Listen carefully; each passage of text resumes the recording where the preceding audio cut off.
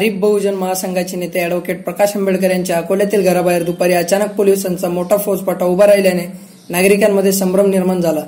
वंचित बहुजन आघाडी राज्यातील भाजपा सरकारला हरवणारा एकमेव पक्ष आहे, त्यामुळे सत्ताधारी भाजपाच्या गोटात भीतीचे वातावरण आहे। वंचित बहुजन आघाडीने काल लोकसभा निवडणुकीसाठी 37 उमेदवारांची यादी जाहीर केली होती। वंचित बहुजन आघाडीमुळे सत्ताधारी भाजपाला मोठा फटका बसणार असल्याची भीती व्यक्त केली जात असताना सरकारने जाणीवपूर्वक हा प्रकार केल्याची संतप्त प्रतिक्रिया नागरिकांनी दिली आहे। प्रकाश आंबेडकरांच्या अकोल्यातील यशवंत भवन निवासस्थानाबाहेर दंगल नियंत्रण पथक, पोलीस आदी मोठ्या संख्येने उपस्थित होते। पोलिसांनी हे रेग्युलर रुटीन असल्याचे सांगत प्रकरण निस्तारण्याचा प्रयत्न केला, मात्र प्रशासनाच्या या कृतीचा नागरिकांनी निषेध केला असून याचा संदर्भ आगामी निवडणुकीशी लावला जात आहे। ब्युरो रिपोर्ट, महाराष्ट्र विश्व न्यूज, अकोला।